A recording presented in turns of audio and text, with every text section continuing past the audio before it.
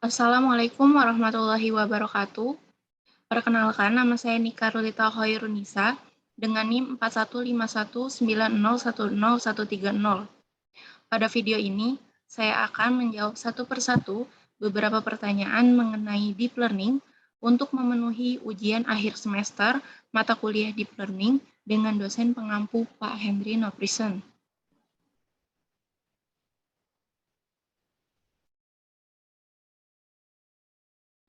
Dimulai dari pertanyaan bagian 1. Jawablah pertanyaan ini dengan jawaban yang singkat. A. Apa perbedaan machine learning dan deep learning? B. Apa tujuan dari pembelajaran atau training pada pemrosesan data? C. Jelaskan perangkat keras yang digunakan untuk pengolahan data menggunakan deep learning. Saya akan mulai menjawab dari yang A. Apa perbedaan machine learning dan deep learning? Terdapat 4 perbedaan antara machine learning dan deep learning. Yang A, ada simplicity, yaitu data yang dipergunakan sebagai input proses pembelajaran tidak membutuhkan proses rekayasa fitur sebelumnya. Maka dari itu, proses pembelajaran model deep learning menjadi lebih sederhana daripada model machine learning. Lalu yang B, scalability, yaitu proses pembelajaran model deep learning memungkinkan implementasi secara paralel sehingga bisa memanfaatkan kapasitas graphic processing units atau tensor processing units. Selain itu, algoritma pembelajaran yang bersifat iteratif. Lalu yang C, versatility atau adaptability, yaitu proses pembelajaran model deep learning tidak selalu harus dilakukan dari awal. Maka dari itu, model deep learning menjadi sebuah model yang mampu untuk terus-menerus melakukan pembelajaran secara online. Lalu yang D, reusability, yaitu sebuah model hasil yang telah di-training menggunakan sebuah dataset berskala besar dapat dipergunakan untuk melakukan tugas menggunakan dataset yang berskala lebih kecil.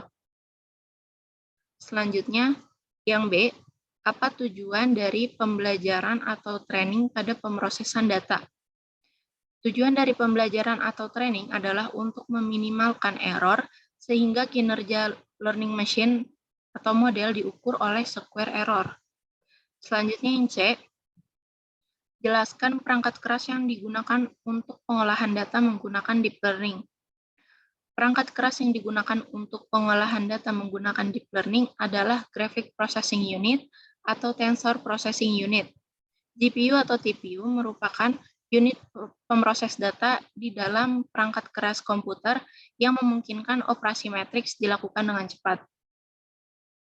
Dengan merepresentasikan pengolahan data ke dalam operasi matriks, maka algoritma pembelajaran model deep learning dapat memanfaatkan daya komputasi yang tinggi dari GPU ataupun TPU, sehingga memungkinkan dalam membantu percepatan waktu proses pembelajaran model deep learning dengan jumlah parameter model yang besar. Selanjutnya adalah pertanyaan bagian 2. Jelaskan topik pembahasan berikut ini. A. Single perceptron, B. Bayesian probability, C. Fungsi objektif, dan D. Local minima. Saya akan mulai jawab yang A. Single perceptron. Single layer perceptron merupakan suatu teknik jaringan saraf tiruan yang paling sederhana. Jaringan ini hanya terdiri atas satu layer pemrosesan, serta hanya memiliki lapisan input dan lapisan output. Jaringan ini termasuk supervised learning, yang artinya metode pembelajarannya dilakukan melalui contoh-contoh. Jaringan akan di-training dengan sekumpulan contoh-contoh yang diketahui input dan outputnya. Selama proses belajar, jaringan akan menyesuaikan nilai bobotnya agar menghasilkan output yang diinginkan. Selanjutnya yang B, Bayesian probability. Bayesian probability adalah suatu cara untuk mengatasi ketidakpastian data menggunakan formula Bayes. Teorema ini lebih banyak digunakan pada hal-hal yang berhubungan dengan diagnosis secara statistik yang berhubungan pula dengan probabilistik, serta kemungkinan dari penyakit dan gejala-gejala yang berkaitan. Teorema ini digunakan pada proses pengambilan keputusan tidak terlepas dari teori peluang sebagai konsep dasar. Teorema Bayes dikenal sebagai rumus dasar untuk peluang bersyarat yang tidak bebas. Selanjutnya yang C, fungsi objektif. Fungsi objektif adalah sebuah persamaan matematika yang digunakan untuk mengukur secara kuantitatif kinerja sebuah model machine learning dalam mengaproksimasi sebuah fungsi yang memvisualkan atribut data input terhadap atribut label. Fungsi ini juga sering disebut sebagai fungsi cost atau fungsi loss. Selanjutnya, yang D, lokal minima. Lokal minima adalah nilai minimum pada suatu daerah lokal saja, atau bisa disebut juga local point of view. Dan nilai ini lebih kecil daripada nilai minimum global, atau global minima. Selanjutnya adalah pertanyaan bagian 3. Jelaskan mengenai convolutional neural network. Berdasarkan A. Konsep kerja CNN. B. Tujuan konvolusi pada data citra. C. Fully connected layer. Saya akan mulai menjawab dari yang A. Konsep kerja CNN.